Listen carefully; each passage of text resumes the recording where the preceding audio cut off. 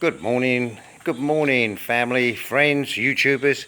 Okay, well, we realise that the government doesn't have an exit strategy and an exit plan, and we're just going to end up living with this virus, and people are just going to die and die and die and die, especially the old, and they're going to lock the old up as if they're in prison, saying it's for their own good.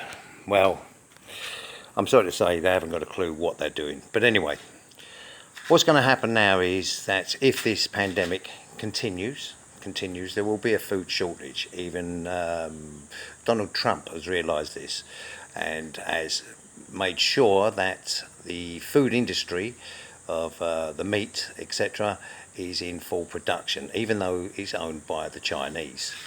All right, now what we're doing here is we're going to change our way of being a resort, because there's no way that we're ever going to get visitors for at least another year here. So we have to subsidise our way of life and also feed ourselves to a certain extent, because food on this island will start to diminish unless you like rice, fish and coconuts, and I'm not too pleased about any of them. Rice is only good with a curry.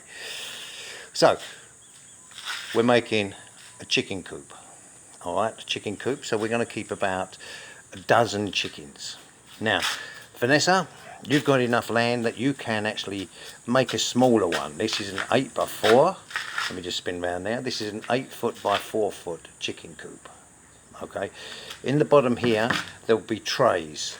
There'll be trays which go outside this door here to empty it. And you only have to empty it once a year, because I'm going to put in here cocoa coil and wood shavings and other bits and pieces. I'll think of it in a minute. So this chicken coop is going to go outside, hatch of course, on a pulley system, so that the chickens can go in and out at night time. A little ramp down here, and then the actual outer part will go across here and out along here, so that they can actually go outside, of course. The food is going to be self-feeding, and the water is going to be self-watering as well, so that at least they can feed themselves and they can get water. So that's our phase one, is the chicken coop. So this is basically what we've got here, is the coop itself. Sorry about the light, I'm not a cameraman.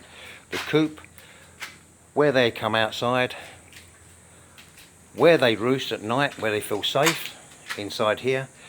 The cleaning trays will be in here, that'll be on the next video, and over the side here will be the roosting boxes, so that's where they actually lay their eggs. Now, you don't need a cockerel for chickens to lay eggs. You only need the cockerel to fertilise the eggs, but the cockerel is there, and he can, how can I say, he protects the chickens. He warns them about everything that's going on, what the predators. So you've got to think about the predators as well. We got different predators, so you've got different predators. All right. So I knew this was going to come on.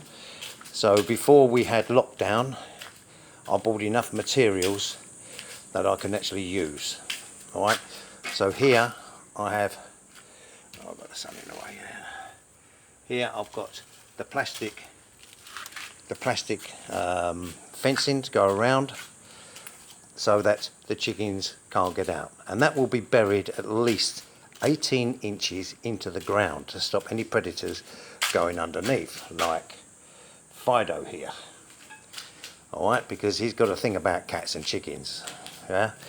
So anyway, so first of all, we're going to build a chicken coop, and then we're going to stock it. We're going to stock with about 20 chickens, so that we get eggs, and there's going to be plenty of eggs that we will be able to sell to other people at a reduced price.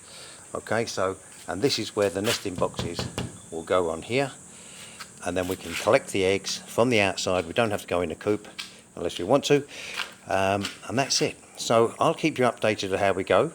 Vanessa, you can build a smaller one, and I would suggest that you put at least six hens in. All right, 6 hens, so at least then you've actually got eggs coming through. Now don't forget, a chicken will go off its lay, but we'll talk about that later.